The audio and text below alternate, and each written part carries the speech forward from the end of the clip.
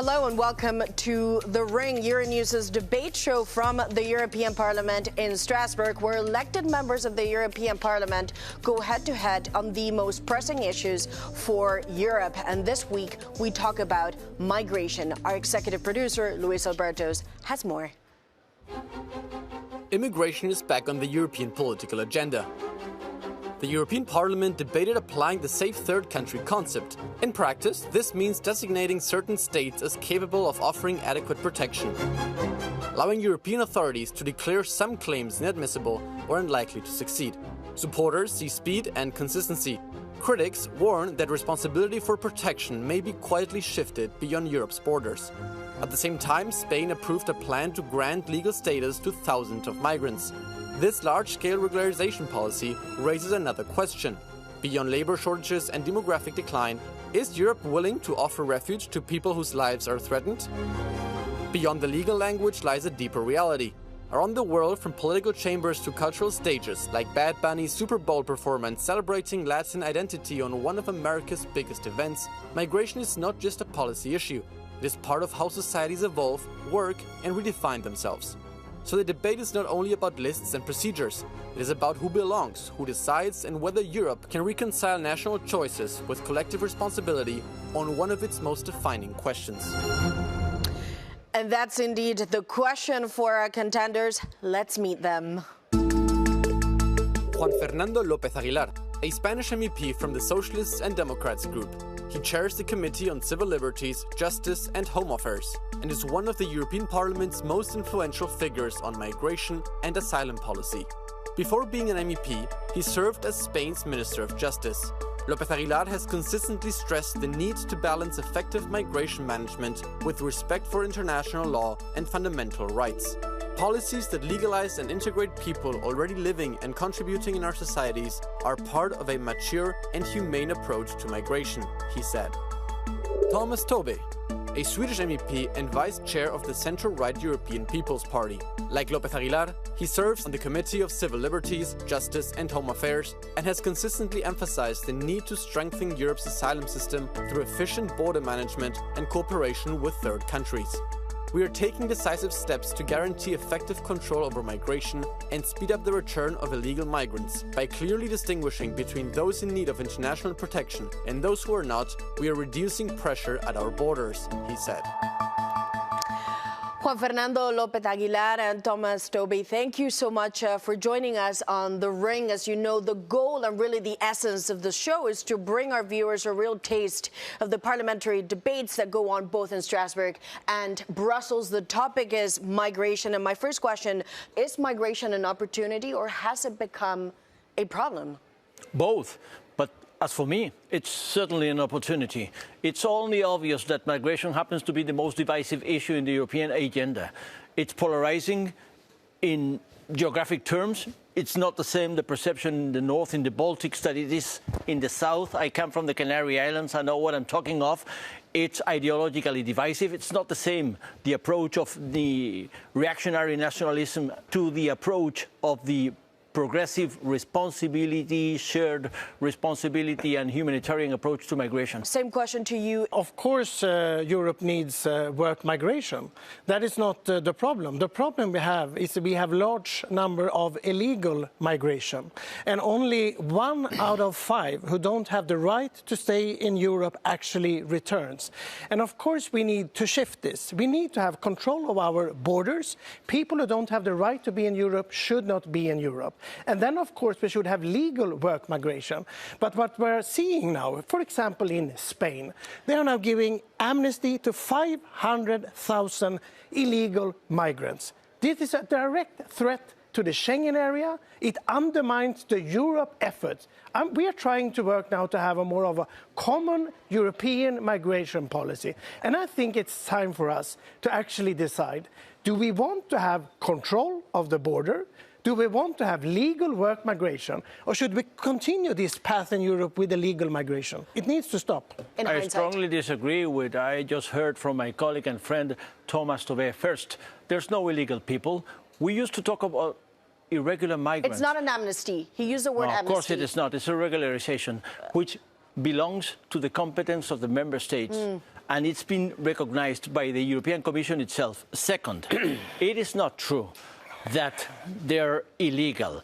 We always had a problem in the European Union with lack of legal pathways. That's one thing. We need more legal pathways, but when people come irregularly, it's because they are not given the chance to make it regularly.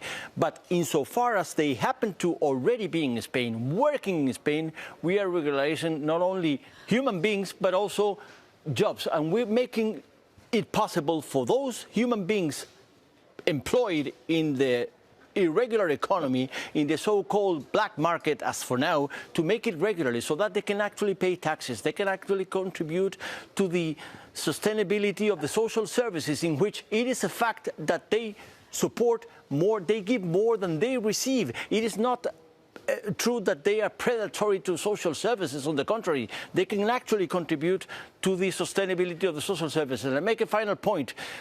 Spain is #1 in growth and job creation in the European Union. And there is no economic analysis that does not underline the fact that it's largely due because it's alternative approach, positive approach to migration, incorporating inclusive, integrating migrants instead of rejecting migrants. Of course, if you take a decision that to say 500,000 people, we're not talking of a small group here, and you're basically handing out documents, that means that the next day they could travel to Sweden, they could travel to Germany. No. You don't even check if they have a criminal history. And of course, large number of these people in Spain are people who just want to work, to want to contribute to the society. But this is a decision that will have serious consequences, because both me, Juan Fernando López Aguilar, and me, we worked together during the last mandate with the Migration Pact. We try to work together. And for example, we are saying we need to help Spain because many times Spain is under migratory pressure.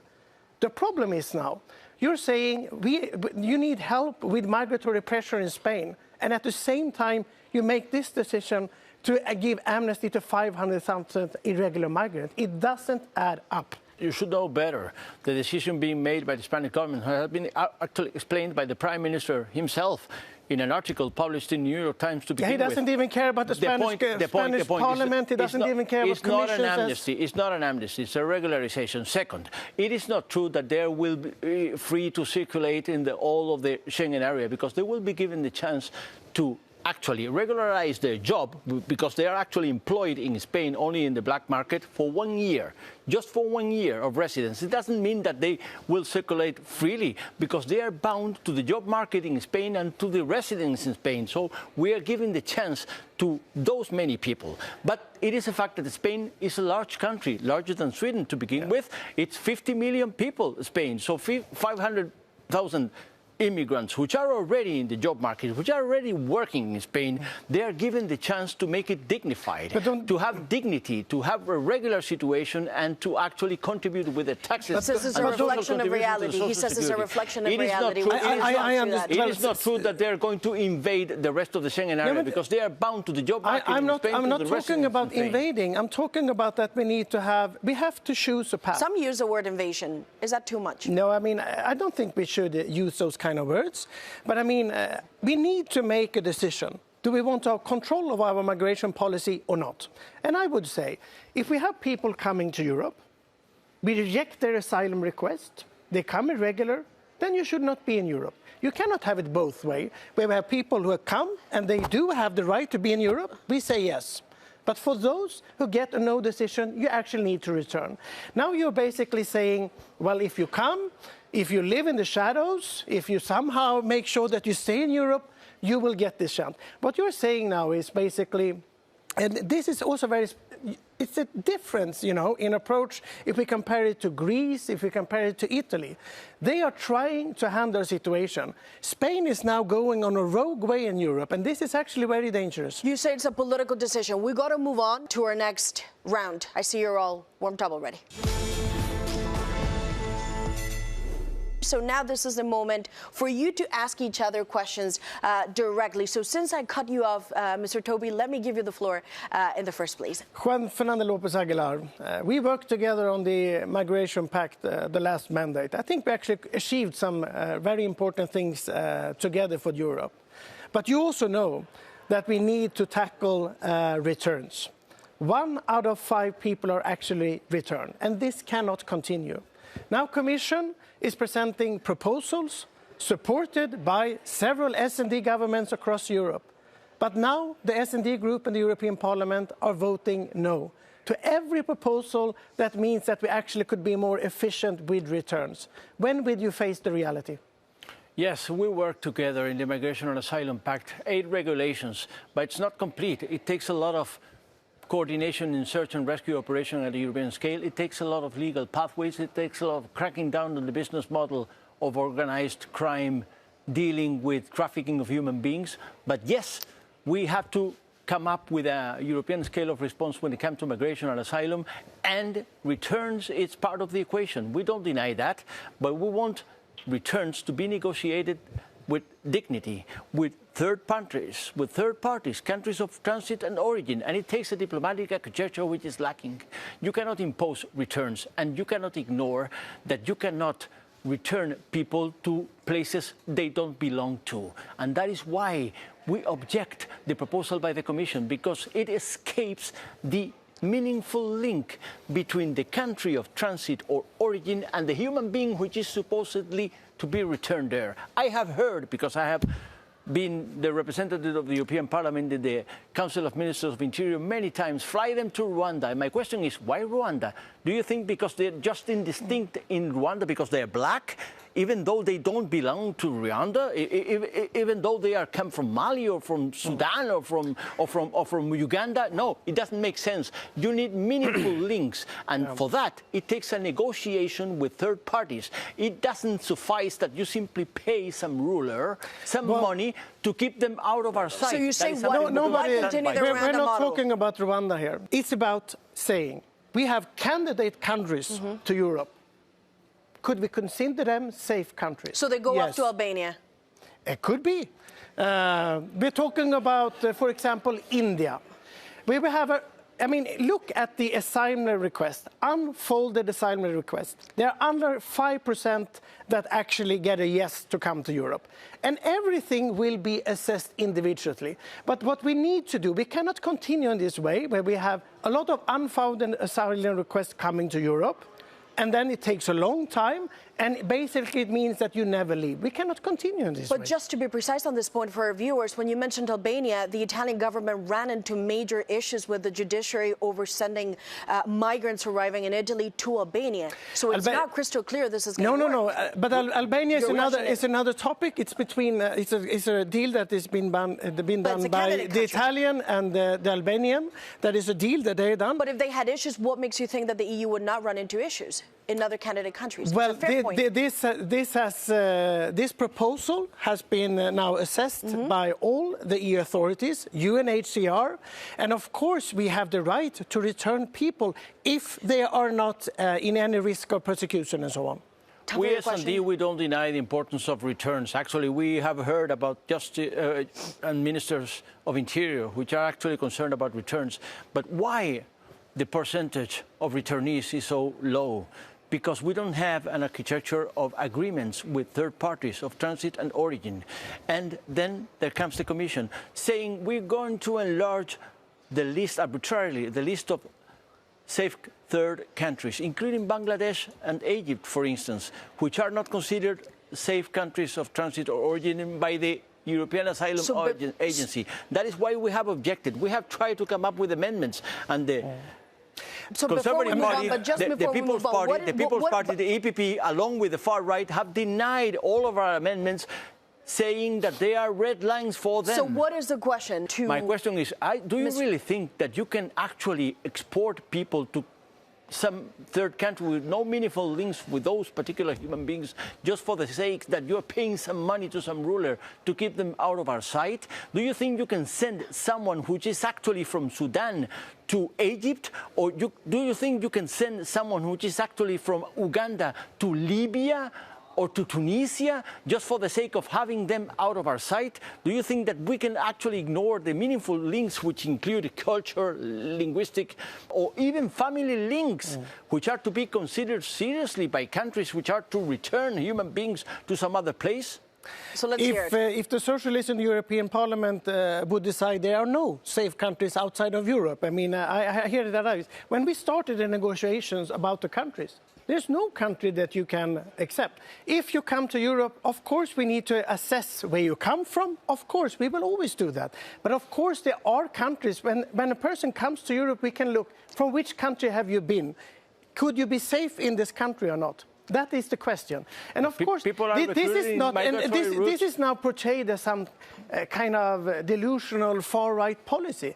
This is a policy coming from Commission. This is a policy coming from S&D governments all across Europe, because we cannot continue in this way, where we have only 1 out of 5 people return in Europe. Then it means that even the people that need protection in Europe will not get the protection in Europe. We have to change the policy. We are going to continue. It takes agreements. It takes agreements, of course, and that's the point of the show, too, at times. Let's try to bring in a new voice into this debate. We've heard from the two. Let's bring in a new one. And of course, the voice that I'm referring to is the man who handles this file, Commissioner Magnus Brunner, who did say on the record member states need to ensure that these decisions do not put at risk the integrity of the EU area, the common area, without internal controls, and to duly consider potential migratory and security implications. What is your reaction to these words? He's obviously not happy with this decision. He's saying it should have, at the very least, been done in consultation with the rest of the EU. I stated it clear because I was part of the debate just yesterday. And let's be blunt and clear about it. The Spanish government is a progressive government in a European Union which is leaning right, to far right more than ever before. But, sir, that's not the point of the Commissioner. He's simply saying do it in consultation. Spain is being attacked precisely because there is a progressive government which is meaning an alternative So it's political. to the predominant look to migration and asylum, which is negative and rejection. And it's doomed to fall, to fail. The point that Spain is making is that there is another way: integration, inclusion, and respect to the dignity of the jobs that are actually being implemented in Spain as a factor for the Spanish growth and job creation. Meaning that Spain has the competence, which has been recognized by the Commission, to take a decision of regularizing people who are already living and working in Spain, to give them a chance of opportunity to have a dignity which is an alternative to fear, to fear-mongering, to exploiting fear against migrants. There is a bit of distrust. I mean, if Spain wants to have high migration, let's say that you decide that you want to have even higher migration to Spain, it's up to the Spanish government, for sure. But the problem with this decision is that you're sending the signal, come irregular to Spain or Europe, and then we will give you an amnesty. That is, I think, the problem that Spain will face now. You keep saying the word amnesty. The Spanish government says it's not an amnesty because they haven't committed. Well, of course it is. It's an amnesty. Why? Because this is 500,000 people who have come irregular. It is a decision taken by the Prime Minister. He doesn't even consult his own parliament. He doesn't even speak to the other European countries. This is a decision which I personally believe is more about the political fight in Spain, and it's a power grab. He needs to do this to his coalition partners in Spain. It's not about solidarity for these people at all. The Spanish government says they are not criminals, so it's not an amnesty. No, but they're just saying they're providing a legal pathway to work. They already work. Of course, most of these people are not criminals. Let's be serious about this. But he won't even check if they have a criminal history. He just wants to hand out the documents, and this is very serious. What about the background checks? That's a fair point. If you're going to give out papers to live and work in a country, you need to know who they are. There's going to be an scrutiny and control by the Ministry of Interior that there are no criminal record. There is no criminal record. There is no police record. No one would qualify for the regularization if there's criminal record or police record. So they have to be absolutely clean, and they already have to be in Spain and working in Spain. So you say half a million people will not have any criminal records. You can guarantee that that will not be the case. Of course, that is the role of the Ministry of Interior, and that is a condition for the regularization. That is a legal condition. That is legal certainty. There has to be a time frame. There is no pull effect. Let's go now. Very short break. Of course, the topic clearly is heated, but stay with us here on The Ring. We'll be right back with more.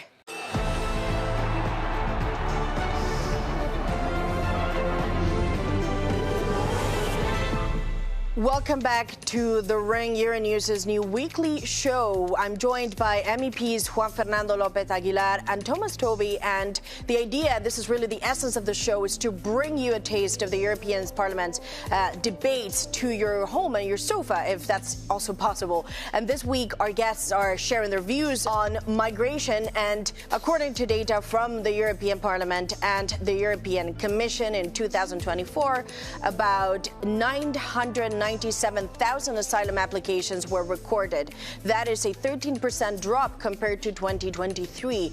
And in March alone, in 2025, around 58,000 first-time asylum applicants lodged claims. Both the number of arrivals and the asylum requests have dropped significantly. So the progressive aisle in the European Parliament argues is that, to some extent, the right has created a monster that doesn't really exist, were reflected in the numbers. Is that a fair point? No, I don't think so. What we're trying to do is to restore control of migration in Europe. I think we need to make a difference if you have the right to stay in Europe or you don't have the right to stay in Europe. And of course, we need to have legal pathways. We need to have work migration to Europe. But we cannot continue in this way, that the main idea for Europe is to have irregular migration to Europe. And but then no we one try is saying to handle that, are the they? situation. But who's saying they want irregular migrants in Europe? Who's saying that? Well, that is basically what the progressive in Parliament is saying, because they don't want to have proposals to actually have people returned, and the people that have come irregular, they want to give amnesty.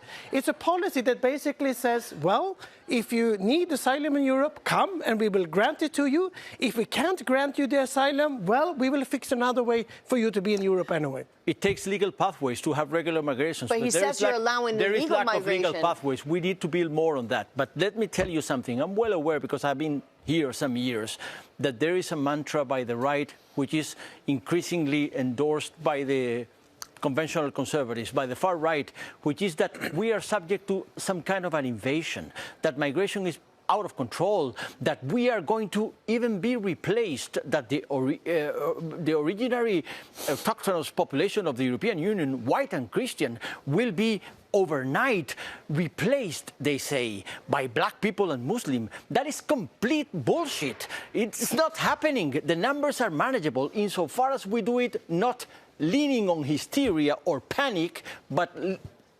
making the point, sticking to our values and legislated law. If we do it together, according to EU laws, we can do it. We are 450 million citizens, 27 member states, among them one of the most prosperous countries in the world. We have welfare, we have opportunity, we have an economy that can actually incorporate migrants.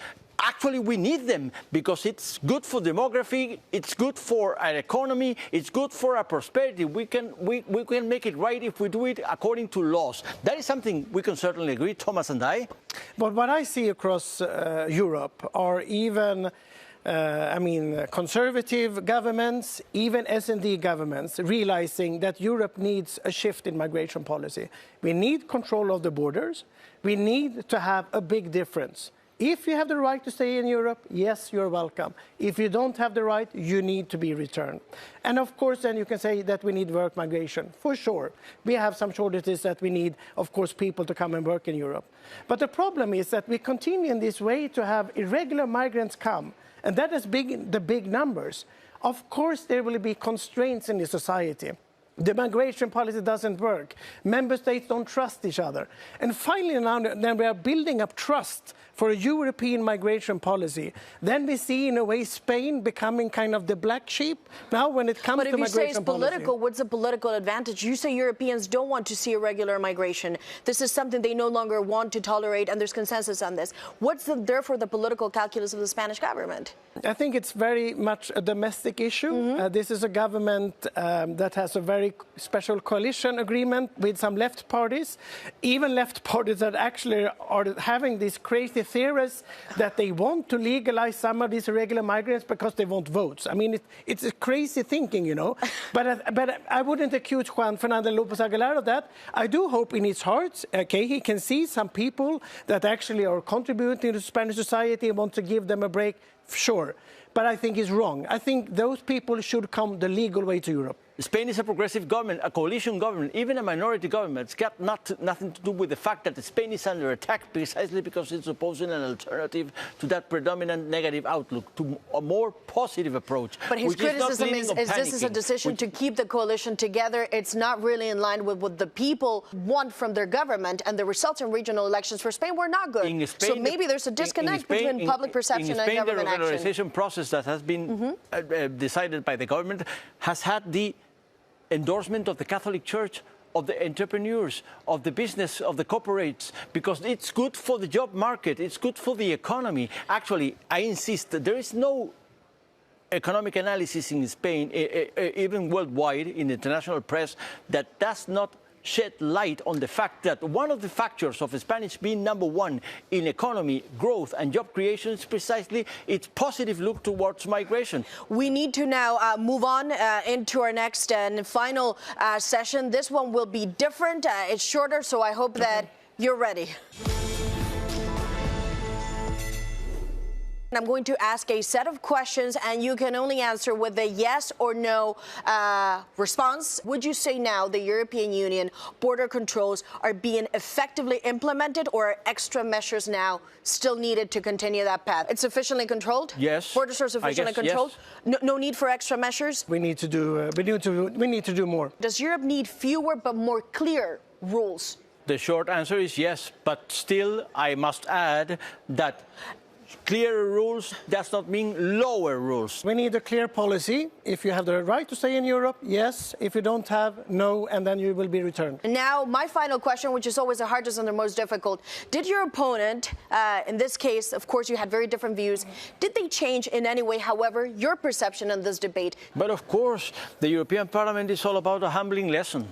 No one has every reasoning on its own, on her own. It always takes compromises. So you change your views in some way? And of course, I have reached compromises with Thomas and with the EPP many times throughout the years I've been here, and I keep on doing it. He has historically, perhaps not in the debate today, but I do appreciate that he says that Spain at least now seems to be open to also check the criminal background of the people that they want to give the amnesty to now. Thank you, of course, to our viewers for joining us. We'd like to hear from you, so do connect with us and write to thering@euronews.com with your views, your feedback, opinions, and see you very soon on Euronews.